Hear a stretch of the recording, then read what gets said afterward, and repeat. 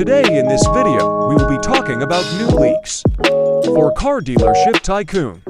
So as you all have probably seen, there has recently been a new leak about the appearance of an airplane.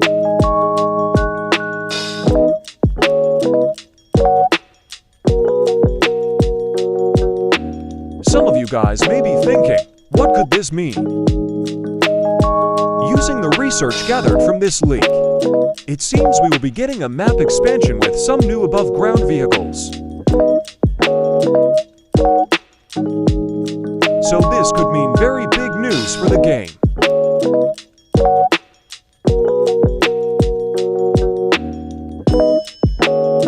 I will update as the leaks continue. Thanks for watching, and see you next time.